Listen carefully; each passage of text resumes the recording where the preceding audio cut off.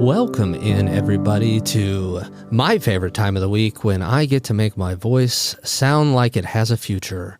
This is Sad Times. My name is Kevin. I'm your host. Thank you so much for joining us. And if you're joining us for the first time, well, welcome. Thank you for coming. Let me tell you a little bit about what Sad Times is. Sad Times is a show in which each week we have a guest on who tells about times that they were upset, sad, angry, frustrated, went through the proverbial shit, as it were, and how they reacted to it, how those around them reacted to it. The goal here is not to solve this. It's not to diagnose the problem. It is mainly to make sure that we are allowing people to tell their stories and that you at home are able to hear them and are able to say, hey, wait a minute, I thought I was the only one who felt that way. So that's kind of the goal. Now, Brent will be very proud of me. I'm now going to say the part about the email address.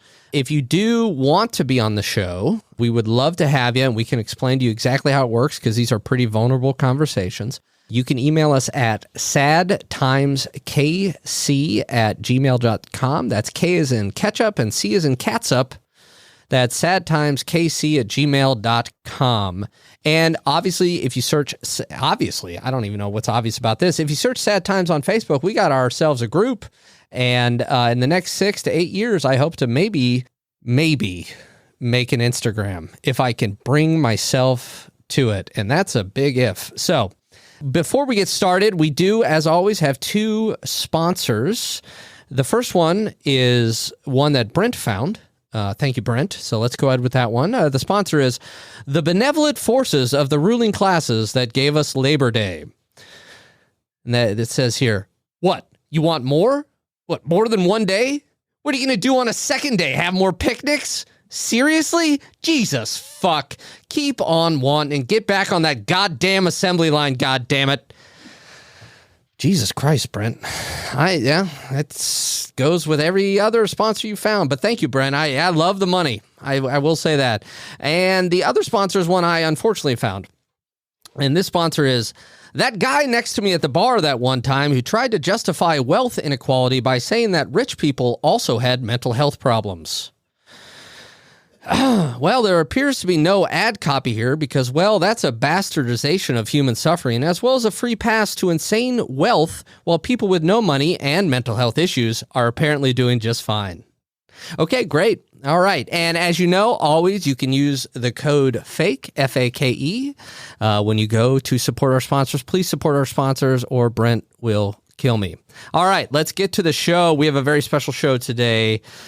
We have I've called him my mentor for over 20 years, as he has been my mentor for over 20 years. I've known him for over 22 years now. His name is Bill. Bill, how you doing, my friend? I'm doing great. Thank you, Kevin. All right, good. Well, thank you so much for coming on. So let's tackle it right away. You are my mentor. We met in 2001, at the very beginning of the year of 2001, when I auditioned for a little show called Gross Indecency, and you were kind enough and benevolent enough to cast me in that show, and it still is the best show that I myself have ever been a part of, and I've been a part of a number of shows. So that's how I met you. You were a professor of mine, yes? Yes. And we have just become good friends. We traveled on a fucking Amtrak train to Boston for some auditions. We did. Yeah, and you have this insane ability to just go, I'm going to go to sleep now, and then just put your hat over your eyes like you're fucking Indiana Jones and go to sleep. Well, I just sat there and then thank God that there was a smoking car, because there was a smoking car and I smoked. And we played cards with some people we didn't even meet until we were on the train, and they were in the cafe car playing 99, I think. We joined in their game. I remember that. Do you remember that? Oh, yes, very much so. It was a very Bill thing to do.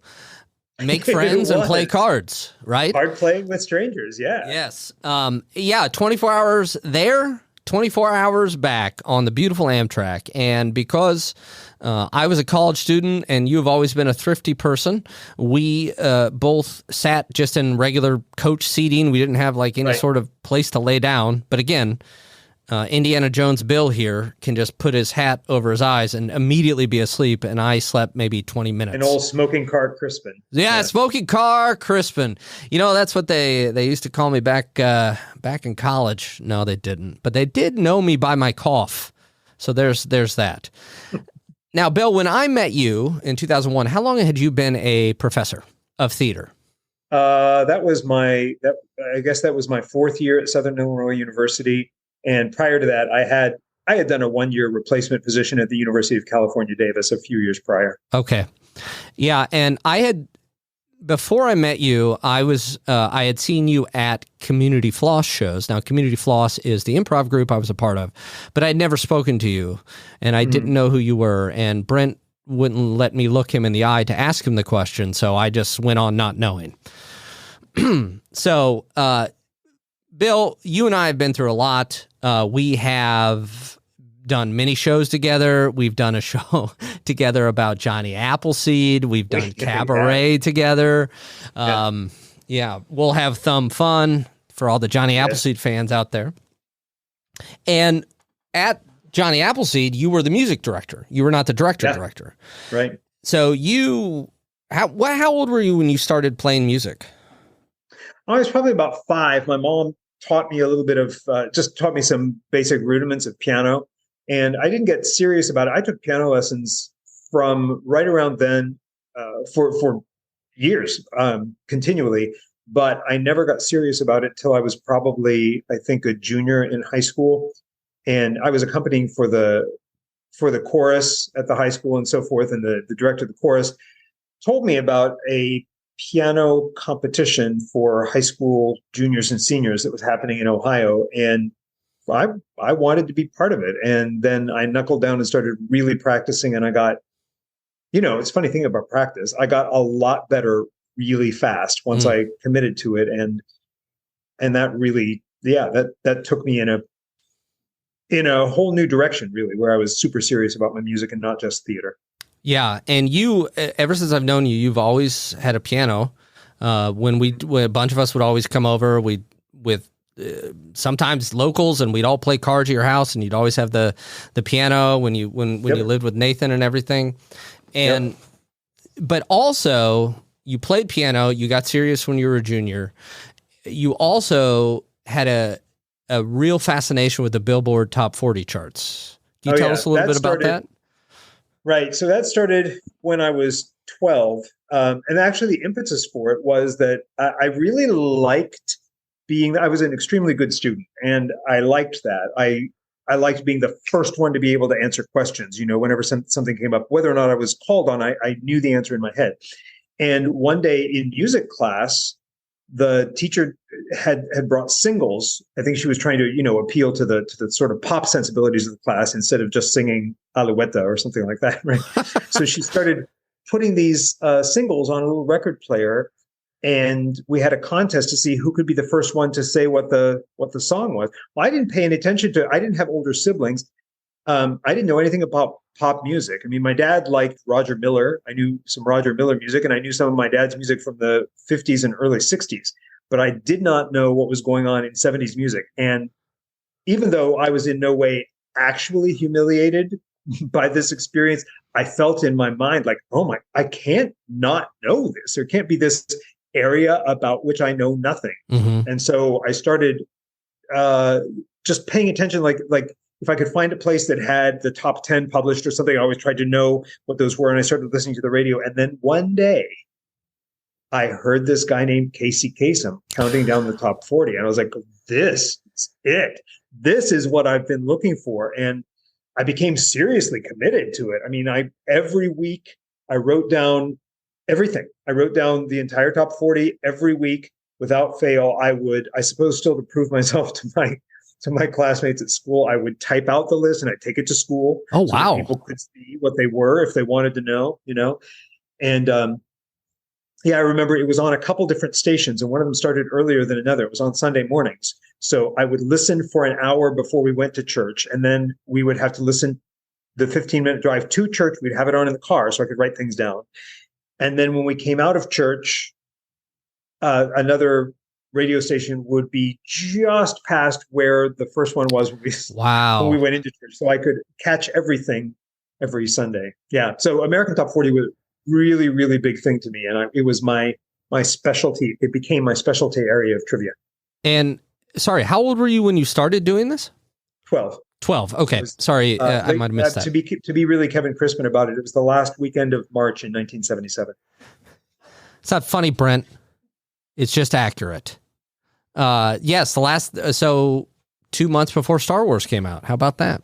Right. Well, yes. And the London Symphony Orchestra version of the Star Wars title theme got to number 10, but it started very quickly to fade out of popularity because Miko Monardo, with his disco-fied version of the Star Wars and Cantina theme, quickly started getting all the airplay instead. And that fall jumped from number 8 to number 1, which was a really unusual thing. It was only there for 2 weeks, replaced by Debbie Boone's You Light Up My Life. So there's a little sample into my 13-year-old brain.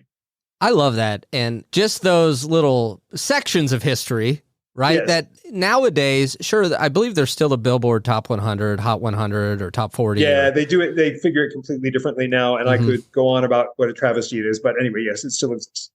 Yes. I just think it's so fucking cool. And maybe it's because I was... you do not sound like you were a lonely kid. I would be lonely on the weekends, and I would read entertainment almanacs, and that's how I learned all of the Oscars and all that shit. So like, very, very similar thing. And you being a musician, I remember when, I would just go on and on about the Beatles, not unlike today. And shut up, Brent. And you'd be like, yes, Kevin. Yes. And you'd say, well, in classical music, it's much more complicated. You would say it in a different way. But when you and I were talking last week, you were saying in classical music, there are kind of some specific unspoken rules. And do you remember what those were? Like, give me an example. Well, they are, I think, they may not be spoken by the general populace, but they're certainly spoken in a school of music. Like I know someone who was quite an accomplished pianist, and then she kind of got out of it to raise a family and so forth. And then she wanted to get back in. She wanted to study again, even though she was very accomplished. She wanted to continue her studies with a professor at the Cincinnati Conservatory of Music. And she was probably 55 at the time, maybe a little older. And she went down to play for this person, because you sort of have to audition to get into the studio. And she told me he just ripped into her because she was playing her Mozart as though it were Chopin. That's fucked up. Doesn't she know the difference? Yes. There's such a, and she left there humbled and, she was really kind of upset she was definitely upset by the conversation. And there is a lot of that, like you can't, your Bach should not be emotional. It has to be very, very dry, very sort of intellectual. Part of that's because the music is played on the piano now, but it was composed for harpsichord. Harpsichord doesn't have the capability of putting in the kind of emotional expression. So therefore, Bach would never have heard the music with that kind of emotional expression or conceived of a keyboard piece being played that way. So there's all that kind of stuff that you come to know about classical music. Yeah. Well, due to his inability to be emotional, that's why we never invite Bach on this show. But Brent, I know you've got our shopping list over there. We need to pick up some Mozart and Chopin. I assume that's ice cream. Okay. But I bring up those specific rules because pop music has rules too, in its way. And I reached out to you, I think it's been about 3 weeks now. Yeah. Because the way that I speak about the Beatles, or the way that I speak about Bob Dylan, or these artists who mean so much to me. Reverentially. Yes, exactly. Is that a word, or is it reverently? I don't know, but it makes me think of the good old Mark Twain quote, which is the road to hell is paved with adverbs, which I think is hilarious. And Tina Turner passed away. And you, since I've known you, really have spoke reverentially about Tina Turner. And we're going to get into, of course, some of that. But when I saw that, me and every other human being on planet Earth thought of you first, Right. not Tina Turner's family, Bill. And we reached out to you because she has meant so much to you. So I reached out and I said, would you like to be on the show to talk about what she has meant to you? And you said, who is this? I said, oh, I'm sorry, it's Kevin. So we're going to get into that, but you described Tina to me when we've talked before as a buster of rules. Mm-hmm. And what do you mean by that? Well, I think there are a number of things. One thing that stands out to me, she did an interview she and I did an interview on the Dick Cavett show in the early 70s, and he asked her who her influences were, and she didn't name any women. She talked about Ray Charles specifically. I know who else did she talk about? Ray Charles, Sam Cooke. And then she even acknowledges, it was men's voices. And that's because women didn't perform the way that men did. There was a roughness that certainly, like Ray Charles, for example, sure, we associate him with an ability to really do some rough sounding stuff, and that was unacceptable for women. So from the very beginning, that was the role modeling, for her. That was at least what she was talking about in that interview. So there's that, right? Stepping outside the expectation for somebody of her sex. Everybody's been talking about, since she passed, about her being, for example, coming out of she had so many things stacked against her, right? She's a woman in the industry. She's Black in the industry, and wanting to make music that is palatable to white audiences, not just be associated with R&B, but she wanted to do rock and roll, right? She's old. She was, for the comeback, she was 44 years old when she had her comeback. So all these strikes are sort of against her, and none of that is supposed to work. Now, I guess those aren't rules she specifically broke, but those are ways in which she was a first and really unusual. I guess I'd say one of the rules that she broke was then she took charge of her career in a way, obviously in collaboration with her manager, and said, it's not just playing stadiums is not just for the Rolling Stones and Bruce Springsteen. I want to play those venues. I can do that. Wow. And that simply was not being done, certainly by solo women. And at the time that she started doing that, by the way, in her later years, she sort of went back to a more Ikettes sort of model where she had backup singers and backup singer dancers who were women.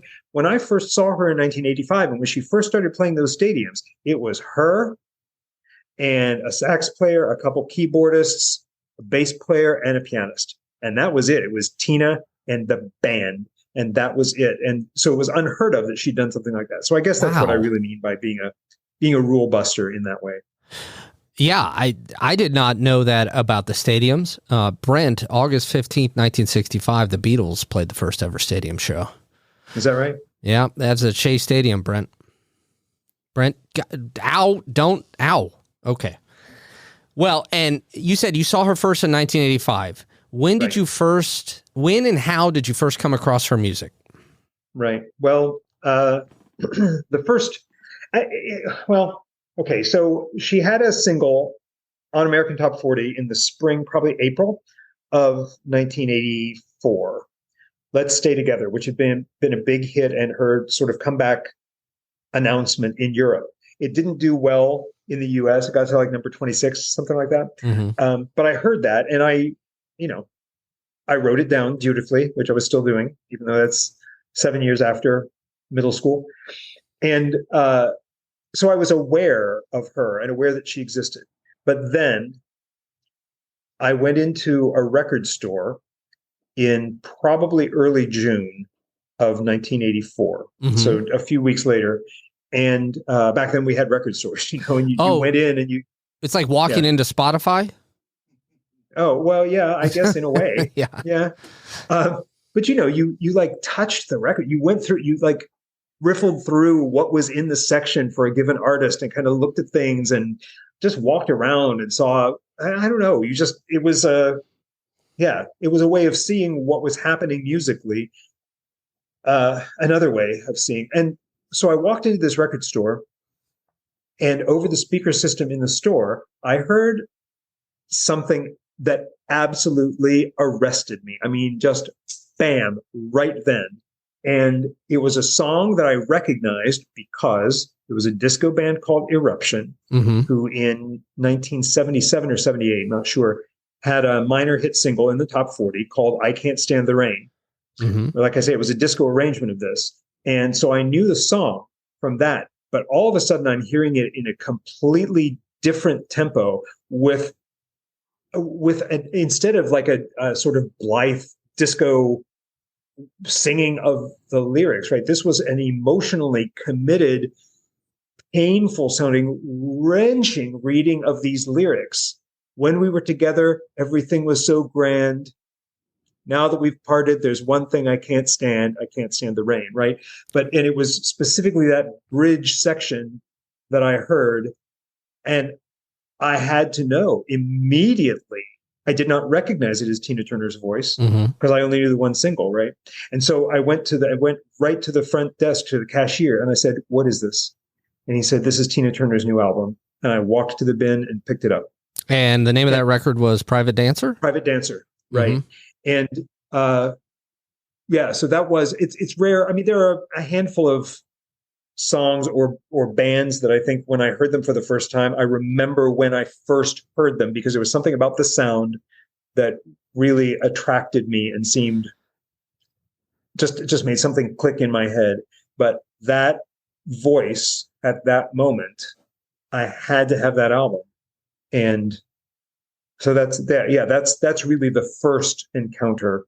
Okay. First meaningful encounter with her voice. And I think you used terms like raw and emotion, etc., with what you heard in that voice. And we're going to come back to that because like all great artists, at least in my estimation, they explain the world back to you, or as some other artist named William Shakespeare said, they hold the mirror up to nature. Right. And so but let's go back. So how old were you when were you 19, 20? 19. I was about to turn 20. Yeah. Okay. About to have a birthday. Yeah. All right. So you're about to turn 20 and you mentioned earlier that you have no older siblings, but you have many younger siblings, 5, I believe. Yeah. And in fact, my youngest sister wasn't born yet at that point. Wow. Yeah. So you were the first kid for your parents. And when you were 19, same age as when you met Tina at the record store. Yeah. You also came out to your parents as being gay. And can you tell us about that? Now, what I mean by tell us about that, it's now more of a universal experience than we ever thought it was, right? We were led to believe that this is something that is, but tell us about the classes that your dad had taken and and just kind of, that is a difficult conversation. I've not had to have that conversation. I know many people who have, and that is such a hard, I have to imagine it's a very difficult conversation. So tell us about kind of how that went. Right. So I'll go chronologically because we'll start with the thing about my dad's classes. So my dad was getting, when I was, before I was 10, my dad was in graduate school a lot. He was, he got his master's degree when I was a child and then was working on his doctorate. And as part of his doctorate, because he has an EDD education, and so he was taking some educational psychology classes and some psychology classes, right? And this is in the early 70s. And among the things that I was aware happened in his classes, because they, he would come home and he would talk about that. He would talk about what was going on in the classes, not necessarily me, but to my mom. I would hear these conversations. And I think he had a class, I might be mistaken about this, but it seems to me it was a class called Abnormal Psychology.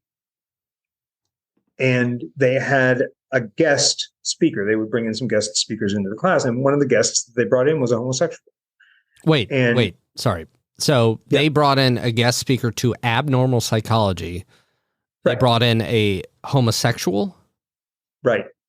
And like I say, I'm not sure that's what the class was, but this is at least the way that I remember. Sure. So it's the way that I perceived it when I was, of course, 8 years old, 10 years old, something like that. And so I heard my parents talking about that. I don't know when I had some kind of vague awareness that may have been through those conversations that such a thing as homosexuality existed. I knew what my reality was as a prepubescent child, but I didn't really know anything about sex, and I certainly didn't know anything about homosexuality. But the first things I remember hearing about it are connected with this idea of abnormal psychology, right? Mm-hmm. So, and I don't blame anyone for that. I mean, we were evolving in our understanding, right? I mean, this is so 1973. That's 4 years after Stonewall. So, right. I mean, it's still very, very far back. And I'm a few miles away in southwestern Ohio, also a few miles away from Stonewall. Just a few. So it takes, I think it's 11. A little time for some news to travel, Mm-hmm. So there was that. And then, so in the spring of '84, within, I would say, plus or minus probably 2 weeks of this Tina Turner discovery, I was at home at my mom and dad's, home for the summer from college, and it was a beautiful evening. We had a bonfire out back. My parents have a pond. We were running laps around the pond. There were 4 children at that point, and all 4 of the kids were running laps around the pond together. Nathan was 4. He's out there chugging around the damn right the he was. My brother, who was quite athletic, was doing it. My sister. So all of us running around the track. It was just a nice, warm family evening, right? And then my brother went up to the house to talk to his girlfriend on the phone. Mm-hmm. And my sister was up at the house with Nathan for whatever, Nathan needed something. I don't know. Anyway, she took Nathan inside. So it was me. It was dark by this time. And it was me and my mom and dad out by the fire. And I had wanted to say something to them for a while about my sexuality. And I felt like that was going to be important for me to communicate at some point, right? And so I chose that moment, and it made my mother cry. My recollection is that my first thing my dad said was, "Are you sure?" And I said, "Yes." And then he didn't say anything else for a while. I think he came later that night. I think he came to the door of my room and asked me a couple things, but it was an awkward. Well, all of it was awkward. Yeah. The conversation later, I remember being a little more awkward, and but I knew. I do think it's important for me to clarify, like in that situation, and I'm incredibly privileged in so many ways, and among the ways in which I'm privileged is that my parents are great parents and they're great people, and they, in fact, have something I appreciate about them. They're in their 80s now. They're constantly inquiring and evolving their perspective on things. They didn't get stuck believing everything that they first heard in the 1940s. Unfortunately, that's probably more rare than not. Yeah, there are people who are stuck there, and they didn't get stuck, believing everything long term that my dad learned in his abnormal psychology class. Right. Mm-hmm. So there was not a question in my mind of support on the deepest level. I mean, there are people still who come out to their parents with the fear that they are going to be cast out of the family, and that was never part of it for me. I mean, there was no way that was going to happen. I don't know what I expected, and I didn't expect a parade. I'll tell you that. But I didn't. My belief in my parents' commitment to me as their child was absolutely unshaken. And one of the reasons for that is that the first conversation I remember having in my life Mm-hmm. And I think it's really interesting that this is the very first one. This is the first conversation. Any Conversation I recall. Wow. I have memories of seeing things and feeling things. Like I have visual images from before this conversation, but this is the first actual conversation that I recall from my childhood. And how old are you? And 4. Okay. Because we were living in a little house on Apache Street in Norman, Oklahoma. My father was working on his master's degree, and Mom and I, well, and Russell had to be there. He was an infant, but he had to be with us. So we were home during the day with Mom, and we went out to run some errands. And while we were out, apparently, I don't remember this part of it, but I know that's what started the conversation. While we were out, we saw a mixed race couple. And this is 1968 or possibly early 69. So this is not a generally accepted thing at that time, Right. Certainly in some parts of the US. And I don't know who initiated the conversation between me and Mom, but we talked about it. And she said that some people would not understand those two people being together, choosing to be together, loving each other. I don't remember exactly what she said. That's not the part that I remember the most clearly. But I didn't understand. That didn't make sense to me. And I said, what do you mean? Do you mean that people would make fun of them? And she sort of went with that because that's what, that's what a 4-year-old, I guess, would That's sort of comprehend. Yeah, she's going to meet you where you are. Right. Yes. People would make fun of them. And then I asked,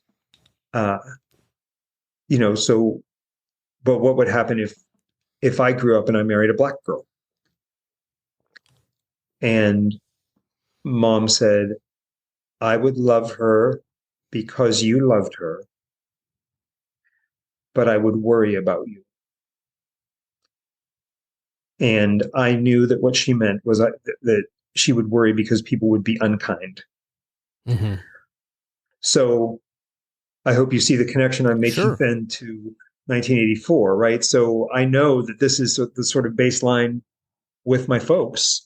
And honestly, even though Dad and I had never had a comparable conversation, the thing is, my parents are enough of their time that when it came to emotional things, there was no doubt in my mind that my dad would follow my mother's lead. It's not like my mom would say, well, we accept you and love you for who you are. And my dad would say, wait a minute here. That there was no way that would happen because there was that sort of, division of emotional labor or something like that was definitely operating. So I had no doubt that there would be acceptance. I have to say a few things. One, it's one of the things that I have the hardest time accepting or understanding is when, as you kind of referenced, so many people do come out to their parents and they are excommunicated from the family. Yeah. It drives me insane. I do not understand it. It's supposed to be, we are here to propagate the species, right? And that is your child, and you're telling me that you're just not going to speak with them anymore? It's very difficult for me to wrap my head around. The other thing is on February 21st, 2004, you almost married a black woman when you were dancing with Jalinda to Signed, Sealed, Delivered at the parade cast party, and it was fucking awesome. And this all comes full circle because, look, I said I didn't need a parade, but there I was at the parade cast party dancing with Wilson. Yeah, we referred to Jalinda and I jokingly used to refer to each other as husband and wife. That's right. Yeah. Yeah.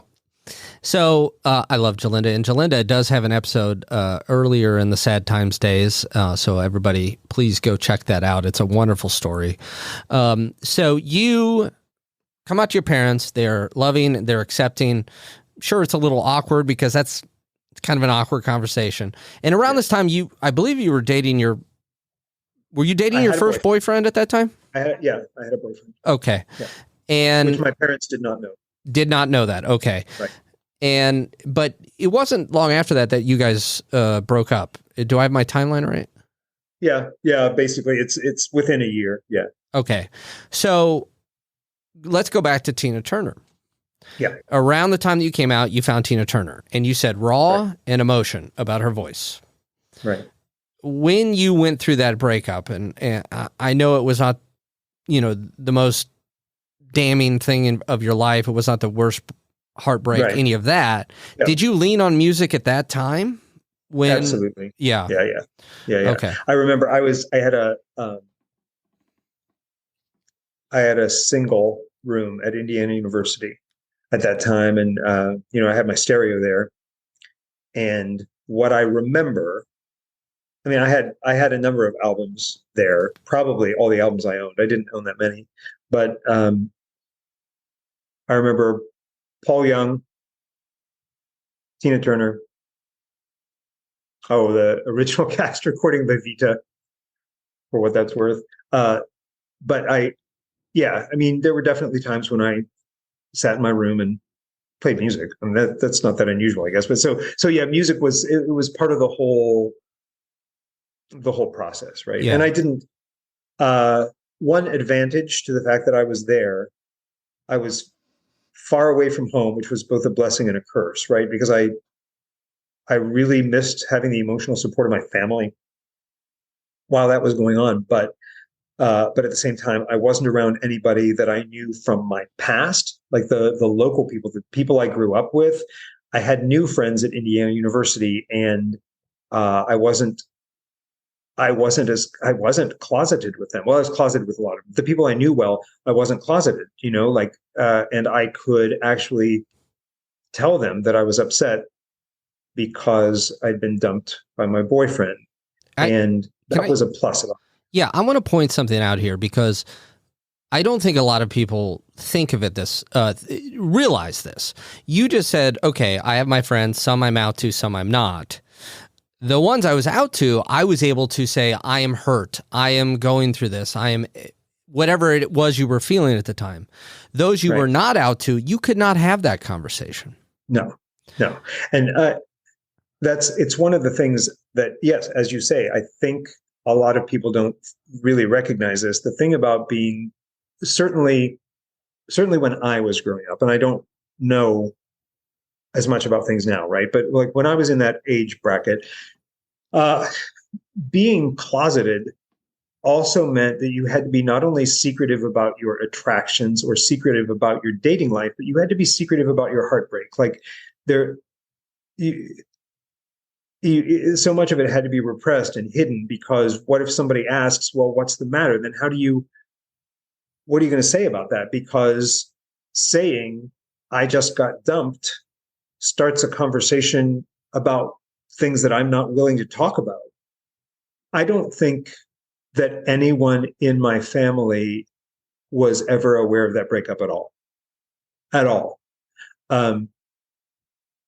And if they knew that I was having a rough time, it is likely that they attributed it to the fact that I was further away from home, or that maybe because some stuff was happening in terms of my uncertainty about my major at that point.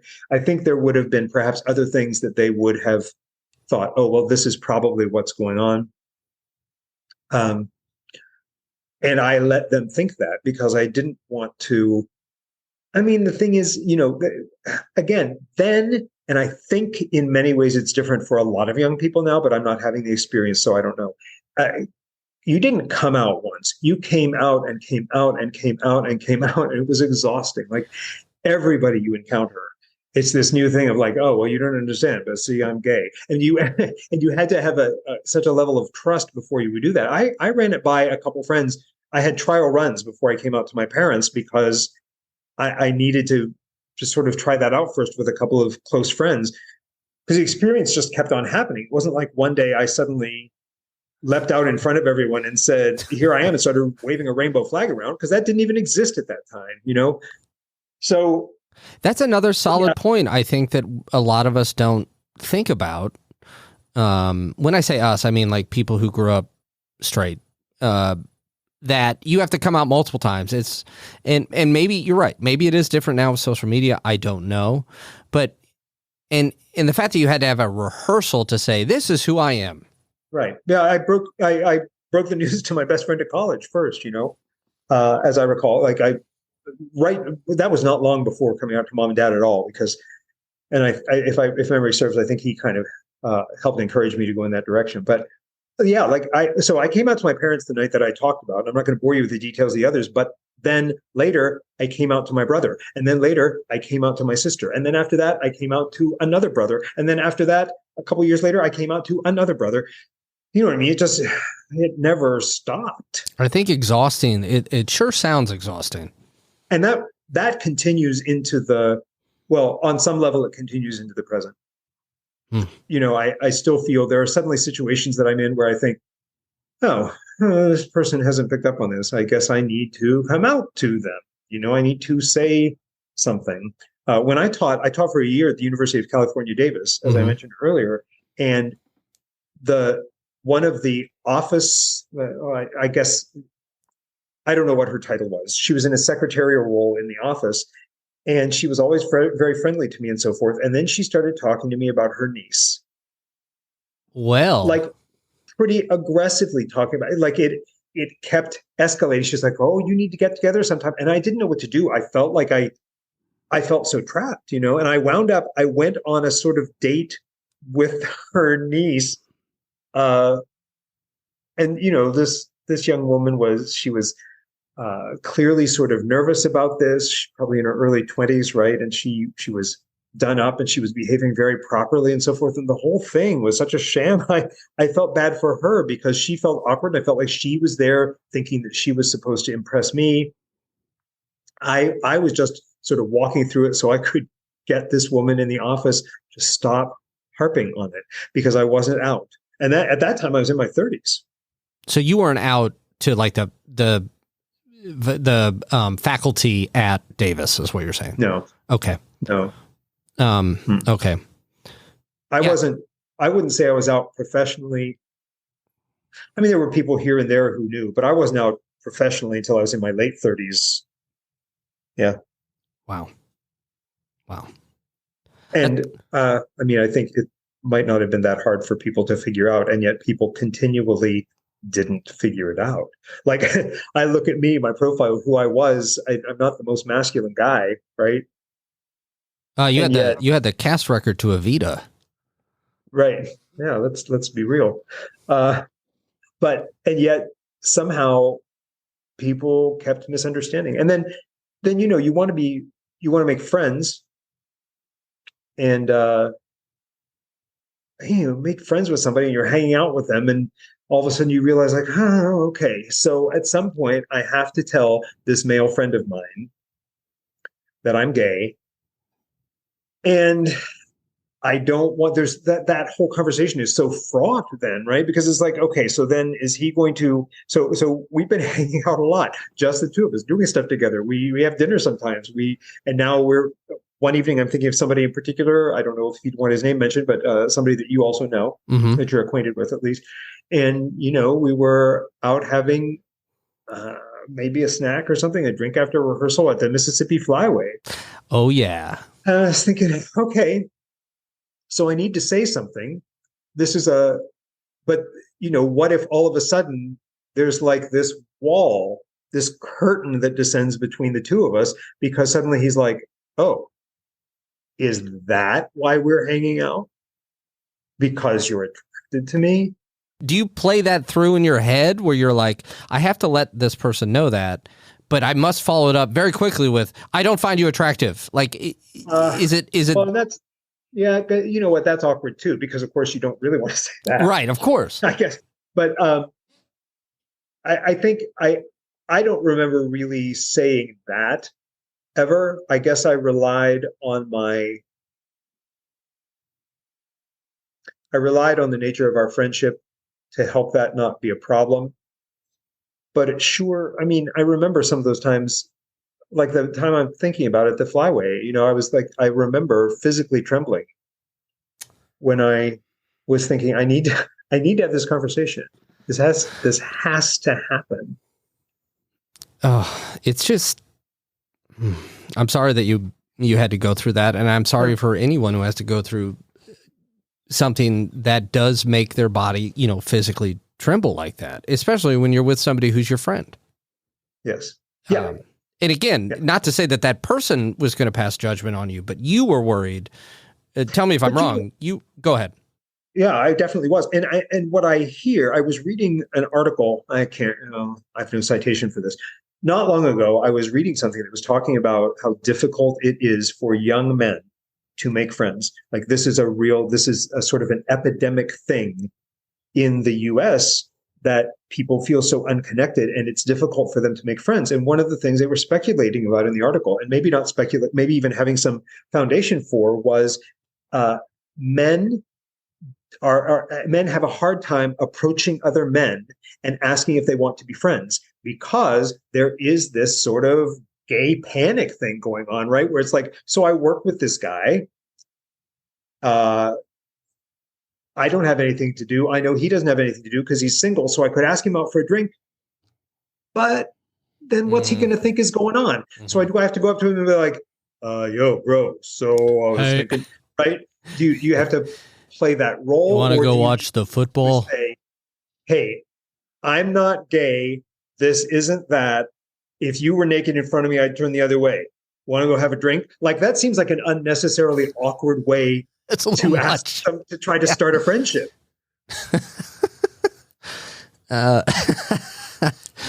Yes, fair. Sorry, I'm just. Oh man, that is a funny thing to say to somebody though. So you said that you weren't out professionally. Generally, I think you said till your late 30s. Right. In your early 30s, though, you went through what was probably, correct me if I'm wrong, at least up to that point, and if not the most difficult breakup of your life. Oh yeah. Now, absolutely. Before we get into the sad shit, I do love the story of how you two met. Do you want to kind of tell us how he found you? Yeah. So I was directing. I was a freelance director for a number of years, and I was directing in Sarasota, Florida, and that was a whole long way away from Southwestern Ohio. And I was at that point. Okay, so all right. So I wasn't professionally out of the closet until my late 30s. That's a true statement, but that includes academia. Like I was out to everybody in Florida and in that theater community, and I was very comfortable with that. Academia, I guess, pushes the door closed again for a little while. But so I directed a production of the play Jeffrey, which was this sort of landmark play at the time because it was a comedy about AIDS. Not that AIDS was funny, but the characters in it were grappling with issues related to AIDS, and yet the play was a comedy. And this was a big deal. It was a big deal in New York. The theater that I was working at was the first theater to get the rights after the show closed in New York. Oh, wow. So this was a really big deal, huge premiere of this show. The gay population of Sarasota, and there was quite a large gay population in Sarasota, people were elated that this show was coming to Sarasota, and everybody was very excited about the show. So, as is often true for a director, I stayed through opening night, saw the show on its feet. I went home, and then I came back for the closing weekend. I don't 100% remember why, but I came back and I came down with a friend, and my friend knew other people in Sarasota, so went off to visit with them. And I had this chance meeting with this guy who had seen the play, had seen Jeffrey the night before, and recognized my face from the photo that was in the program of me, and like told me that he loved Jeffrey and that I was a brilliant director. And so that's when I met him, and then we were dating together. Is hard to say because I was gone a lot because I traveled a lot for directing, but we considered ourselves to be a couple for a little over a year after. What was it though? After you met him, he sent you flowers. Oh yeah, I forgot about that. Is it flowers? And then what did he? No. Okay, go ahead. No, so there's a what's it called? I Don't Want to Lose You, a song. It's just an album track by Tina Turner. I know that it came up in conversation at some point during the day and a half when I met him in Sarasota. Tina Turner came up in conversation, right? So then, like 3 days after I arrived back in Ohio, I get a card from him, and there were lyrics from that Tina Turner song written in the card. And I guess I'm enough of a, I don't know, fabulist or romantic or something like that to think it's fated. Then this has to be. It was a, it was a nice gesture. What's that? He was wooing you. Yeah, exactly. So it was very effective. You guys were together, I think you were saying, for about a year? Yeah, a little over a year. And then you were now in New Hampshire, right. Playing piano on a show called Forever Plaid, which Correct. Is basically barbershop quartet type music. Yep. And he came up to see the show. Tell everyone what happened. Right. So he flew up from Sarasota. And when I think about it in retrospect, I think this was back in the day. This is pre 9/11, right? So you could go right up to the gate to greet people who were getting off the plane. And he was acting funny as soon as he got off the plane. And I know that in retrospect now, I see it differently, right? But at the time, he was like, "Oh, I've been asleep on the plane, whatever." So anyway, he was going to see the show that night, and we went out to dinner before that to a nice restaurant in Portsmouth, New Hampshire. I had an offer to go and do a 1-year replacement teaching position at the University of California, Davis. Mm-hmm. And so, and I had spoken to him about this before, and we were going to move to California, right? He had already been talking about getting out of Sarasota. And so I brought that up at dinner, again, just mentioned it in passing, and he's being kind of weird again. So I pushed a little, and he said, I don't think I want to go to California. And I said, oh, well, I haven't accepted the job yet. I haven't signed a contract or anything. I'll just tell them I'm not coming. And he said, it's not that easy. Or not that easy. It's not that simple. And then he refused to say anything else. Oh, God. And, yeah, right. And in his mind, but this is the first night, right? And he was there, supposed to be there for how long? For 4 or 5 days. 4 or 5 days, yeah. 4 or 5 days. And so, and in his mind, because he was not a performer, and I think non-performers they think they understand things about performers that they don't. He thought, well, I can't tell you this before you go to do the show. Oh, so you're going to give us a cliffhanger like, it's not that simple, and then I'm going to go do the show? Mm-hmm. That's ridiculous. So I really leaned into that. And he said, I don't want to talk about this before the show. And I said, that's absurd. You need to tell me now what's going on. And so we had enough of that conversation before the show that I clearly knew what was going on, and came to see the show. Yeah. So that was rough. Everybody has stories of some horrible breakups, right? I guess. Well, sure, but that does not devalue yours. And you, for those of people who have not traveled and done theater, you had a kind of a rare thing there where you had your own room with your own bathroom. Right. Yeah. Because in a lot of theater housing that I've been in, not all, but sometimes there's like a community bathroom in that a handful of you share. We were staying in a house that was owned by the theater company, but I had a room where I had an attached bathroom of my own, which meant that I didn't have to come out of the room. And what I recall from that period is waking up in the morning, the first thing before I opened my eyes, was emotional pain. I think it's the worst prolonged period of my life. Emotional pain before I even opened my eyes, waking up, being there in my room, and not leaving. I had a deck of cards. I would sit on the floor. I cried a lot. I had a bathroom right there. I don't think I ate much. And I would just kind of stay in the room until it was time to go to the theater. And that was my saving grace. I would think about that. And then I will get to go do the show tonight, because the adrenaline of that and the joy of doing what I practicing the art that is my profession, and the fact I really liked the guys in the show too. We had a really good thing going. And so I'd go do the show, and then I'd go back into my room, shut myself in there, my bedroom bath combination. It was a really dark period. And then I did the stupidest of all possible things, which is as soon as that contract ended, I went back to Sarasota to patch the relationship back up.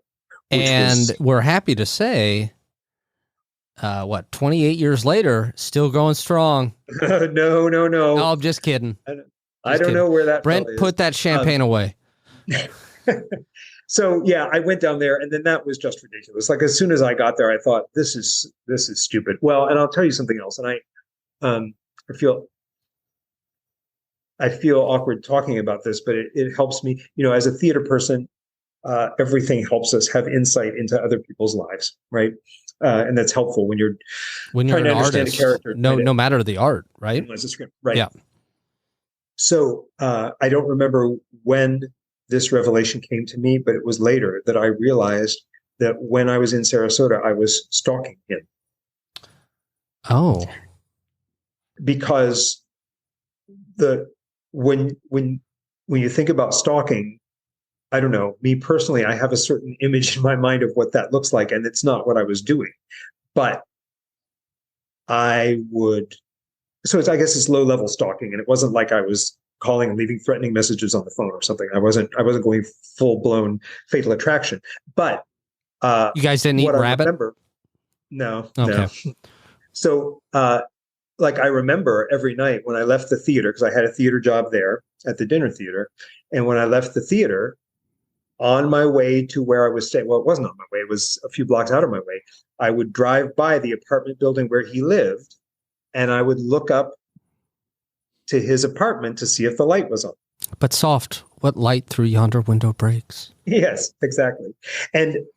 But that's stalking, and it's in a pretty mild form, but it's stalking. I was going there to check on him, and I remember at one point, I actually can't recall whether the light was on or off, but it was not the way I expected it to be at that hour. And I pulled over to the side of the road. I was like, uh-oh, why is the light on? Because he's usually in bed by now, or something like that, And fortunately, I didn't stay there long. I did go off to take that job in California, but the recognition later that I think that's, I was insane, right? On some level, that was insane behavior. I think that is, you were heartbroken, and yeah, well, which can lead to insanity. Very fine line between those two, ask anybody who's ever spoken to me. So, So I thank you for recounting that, because as you just said a moment ago, that was maybe the longest and most prolonged painful period of your life.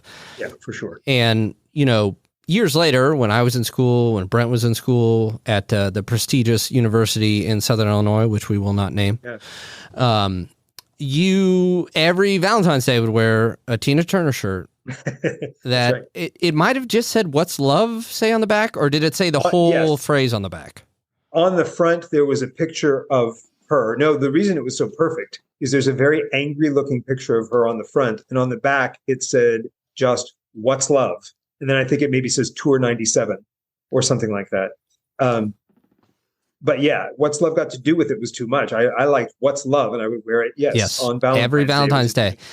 And you said that her face looked angry.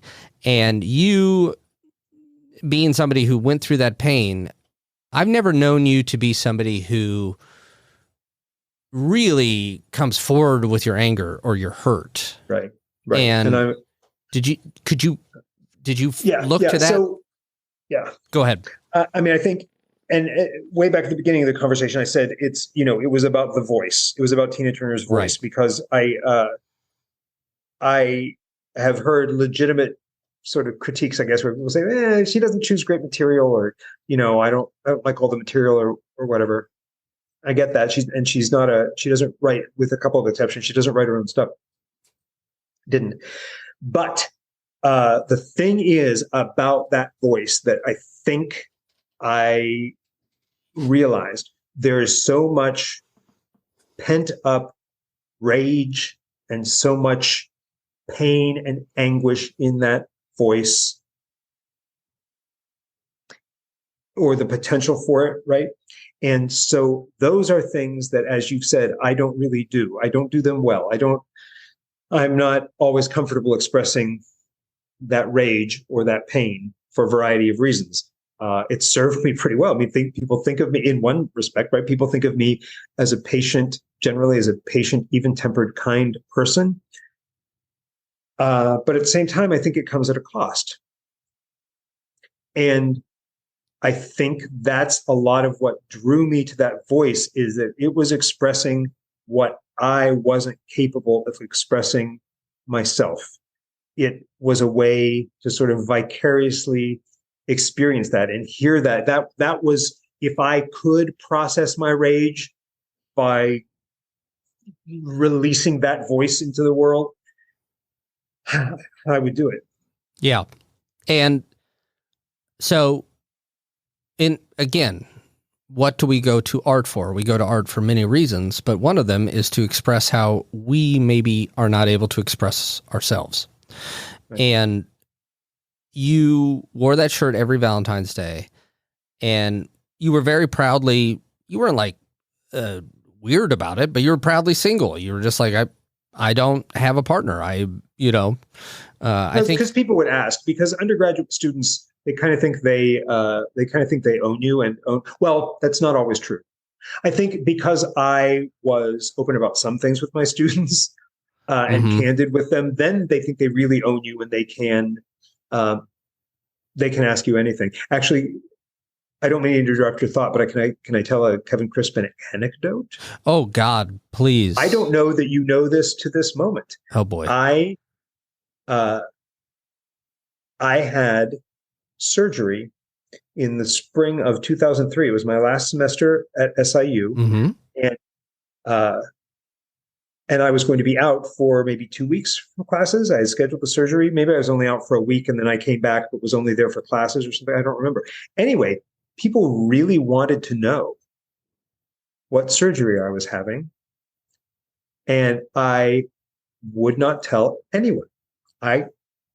People would ask, and I would say, I'm not going to tell you, or something like that. And as I say, the students, they felt like they were owed that information from me. And I did not want to have that conversation. The Kevin Crispin part of that is that when I came back, you actually said to me, probably I'd been back about a week, and you said, well, you had surgery on your leg or on your knee. And I said, oh, what makes you think that? And you said, well, I know you were trying not to, but you had just a little bit of a limp. And I actually had hernia surgery, and I did have a little bit of a limp because I was favoring the site of my incision. So there you go. There's a little Kevin Crispin involvement in that story. There you see. I don't think I'm owed it. I just think I'm smarter than everybody else, and I'll tell you what surgery you had. Sherlock. Yeah. Even though I had a fucking hernia surgery, you'd think I would be able to yeah, well. Okay, so a lot of people, would people ask you, Bill, when are you going to settle down? Bill, when are you going to get, you know. People always, people would ask questions about that, and that wasn't just students. I mean, it was certainly students, but other people too, other friends. There was a time, I remember a very specific conversation when I was on tour once, and I talked to an old friend on the phone, and we talked for quite a while. And then he said, so are you seeing anybody? And I said, no. And he said, oh, that's all right. You'll find someone. And I was so bothered by that, because it was all right that I wasn't seeing anybody, but it wasn't all right because I would find someone. It was just all right. It is okay for people to be unattached at a time in their life where they want to be, however long that lasts. Right. It just is so presumptuous to assume that I needed to be comforted because I wasn't in a dating relationship. And it's such a difficult, because generally people say that to you because they think it will I assume, cheer you up or say, don't worry. Yeah. Because, people want to be with people a lot of the time, but that doesn't mean that everybody wants to be with people always. Right. And I was not seeking that then at all. So it didn't feel supportive even. I mean, it wasn't hard to forgive, but I just remember really thinking, no, I don't want this. Everybody calm down. This is, don't, sort of, if I leave the room, don't sort of shoot each other long or knowing, pitying looks about poor single Bill. Yeah. Or necessary. I'm sure that I probably walked up to you at some point and said, if you had somebody to take care of you after that clear knee surgery, you would be a lot better off, Bill. Well, yeah. And it was always coming from a kind. Right. Exactly. But it's like, I think a lot of people, of course it's coming from a place of kindness. Your friends say it to you, but it's hard to say to somebody, although I felt like you did it very well. You're like, well, I think you said, well, if I wanted to come home to somebody, I'll get a dog. Yeah. And it's hard to say to somebody, but that's not what I want. Because some people are like, well, what do you mean that's not what you want? And they don't mean it. They're not trying to be confrontational or contrary or anything like that. They're just like, well, that doesn't compute. Well, and I should say too, and I think I said this a lot of the time, I had lots and lots of love in my life. Yes. From my family, from my friends. There was no shortage of love in my life. And I think some people, for whatever reason, assumed that there was. So. Well, and I don't want to get ahead of ourselves, but yes, in 2005, Brokeback Mountain came out, and this was a pretty important movie for you, and I believe you saw it numerous times in the theater. Is that correct? I did. And one of the times you saw it with your parents, right? Yeah. So I'd seen it probably 3 times at that point, and I was traveling through Ohio, and I really wanted. Now, it's important for me to mention too. I think that while I did come out to my parents, then it wasn't something that was discussed. I mean, this was information they had, right? But it never came up in conversation. And to their credit, there was no pressure from them that I was supposed to find somebody, right? That I was not getting that at home. But we just never talked about it. And I think I don't know that I really wanted to start dialogue about it, but I saw this movie and I thought there is something in here that I want my parents to see, and I want to see it with my parents. And so I contacted them. I was traveling through Ohio for business reasons, and we arranged to meet at a theater in Dayton, and we went to see the film. And I had a very emotional response to this film. Many times that I saw it, and that was sort of magnified by the fact that I was sitting between my mother and my father. And got to that part of the movie, and probably right. Sorry, spoiler alert. Anybody who doesn't know Brokeback Mountain, it was right around the time that Jake Gyllenhaal's character, you find out that he's dead, I think. And I felt myself tearing up, and I must have sniffled or something. My mother realized that I was starting to cry, and she took my hand and held it through the rest of the film. And then there was a time, I think months after that, I was home, and she may have been storing this up for a while. So we sort of had what year was that? Like 2008, 2009, whatever that year's version was of this conversation about what if I married a black girl, right? Because I remember we were in the TV room, and we were the only two at home right at the moment. And I said, I made a reference to it first. I said, I think what I said is, I'm really married to theater. Mm-hmm. I go to bed with theater at night. I get up with it in the morning. It's always there. Sometimes we have arguments, but it's the constant in my life. So that's kind of my marriage.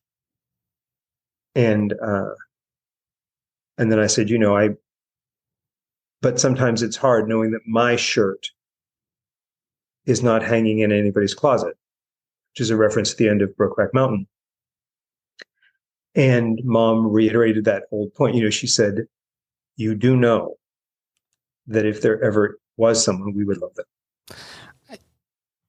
I just, as I know we're kind of wrapping up here, but just a shout out to your parents for being so accepting, so loving, and that wonderful tender moment that your mom reached over because she heard you crying and held your hand. My parents are rock stars. Yeah. They're heroes. They're heroes. Did you see their albums at the record store? No? Okay. No. So Brokeback Mountain comes out in 2005. You see it around late 2005 or early 2006. Yeah. You know the years. I don't. Yeah. Yep. And 5 years later, what happened? 2011. Right.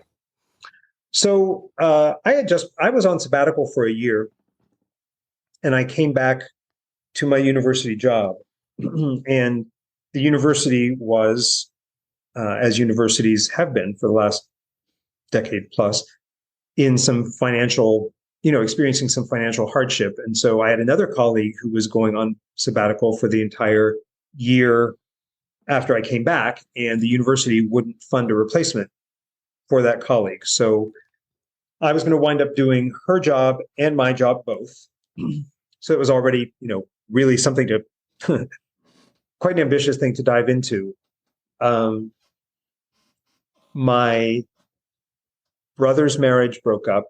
A friend of mine from high school died. My closest colleague at the university came to me one evening and said, my marriage is in a lot of trouble. Can I stay with you? Moved into my house, where he stayed for about a year and a half. Another friend of mine in Macomb got cancer. My best friend from college, he and his wife split up. I'm very happy to say they've been back together for a number of years now, which is great relief because I love them both. So a lot of stuff happened. Like, everything seemed to be just falling apart. I mean, it was it was rough. Yeah. Everywhere I turned, there was crisis. And I was overloaded at work on top of all of it. And somehow in that, I was open to the idea of starting to date someone. And I don't know what the connection is between those two things, but it kind of felt like time that something could happen, and did. And I met Derek, to whom I've now been married for 8.5 years. And so that's the happy ending to a very happy ending. What was the lyric? By the way, you shared a number of lyrics, and I know you said, Tina Turner didn't always write her own material, or often did not. And maybe we can put these. But can I talk about that for a second? Yeah. But go ahead. If there's one thing we really understand as theater people who've done some acting, it is that what you want is to find the truth in what was written. It's not that you have to write the words that you're saying on stage. You have to find a way to make them your truth. So anyway, and listening to all these songs, and I think we should put these lyrics that you shared in the show notes. She is a wonderful interpreter of these songs. Yes. And it's all you said, raw and emotion. But what was the lyric that you thought of shortly after you met Derek, and maybe you were thinking, a lot over we were living apart at the time, 250 miles apart. So there was I did a lot of driving. Yes, you did. And one of my go-to things to do was to listen to, my CDs in the car. Those CDs, some of them were Tina Turner, right? And so I heard this so many times, and there were so many times that I thought this during that process of our first few months. I've been thinking about my own protection. It scares me to feel this way. So, what's love got to do with it, right? It's the bridge. I've been taking on a new direction, and I have to say, I've been thinking about my own protection. It scares me to feel this way. And it did. It was not just because I talked myself into it for years of being by myself, and not just, certainly because of the pain of that original breakup. but it was scary. And what people have been saying to me for years, I kind of remained an adolescent into my 40s because I was single, I guess, in a way. But what people always say is, it's worth the pain, the potential for pain. It's worth it because of what you get out of it and so forth. But I was coming face to face with that. Mm-hmm. I'm thinking about my own protection. It scares me to feel this way, to put aside what to stop wearing that shirt on Valentine's Day. Okay, this is a big decision. And put that shirt, in a closet. Right. The way that you're, and, I think anybody listening to this right now could probably name 5-10 song lyrics that they've listened to and they have gone to over and over and over again. The one I shared with you, the Dylan one, people tell me it's a sin to know and feel too much within. I still believe she was my twin. We all have these, and universally music is a language that we all share. Yes. Bill, I can't thank you enough for coming on, for sharing these stories, these experiences. As we wrap up, is there anything else that you would like to say, or maybe that you did not get a chance to say before we go? Yeah, you know what? I think there is one thing I want to mention quickly that actually maybe two. Yes. That I think Tina's presence was really, they're both about Tina Turner, was really significant because of the enormous, when I saw her in concert too, this enormous degree of self-confidence that is felt so amazing and admirable. And I realized that I couldn't, it was hard for me to admire that kind of self-confidence in a man, because my experience with men who have that kind of self-confidence, that absolute self-confidence, is that they would, usually in my life when I've encountered men like that, if they're straight, they maybe mock me. And if they're gay, they ignore me. So I couldn't admire a man in that category. Mm-hmm. Right. But this was an opportunity to place that admiration there. I did want to share that. And yeah, I think the struggles, I mean, this is the old hat story about Tina Turner, right? Like, she went through a lot. She's a survivor, blah, blah, blah. But it's true that, I mean, we look to those people who have endured a lot, and we say, I can do this. I can, swallow down. I had other choices I could have made, but it made it easier, maybe, when you have a hero, to swallow down some casual bigotry. And people have survived worse. Yeah. So. And boy, anybody who doesn't know the Tina Turner story, it is well worth looking into, and to see where she came from, the amount of strength that woman had, and you'll learn more about why she was able to channel those emotions so well. Right. Well, Bill, thank you so much, my friend, and really, really appreciate you coming on. For everybody else, thank you so much for listening.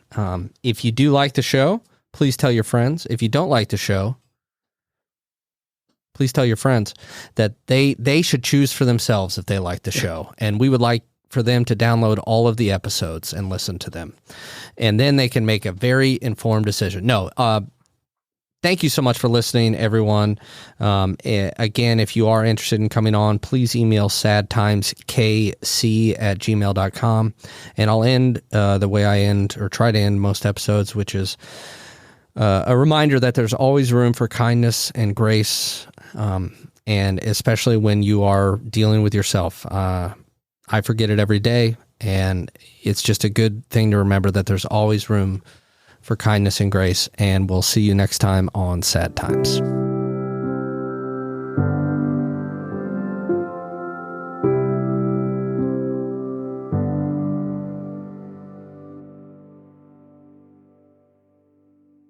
You've been listening to A Fourth Hand Joint.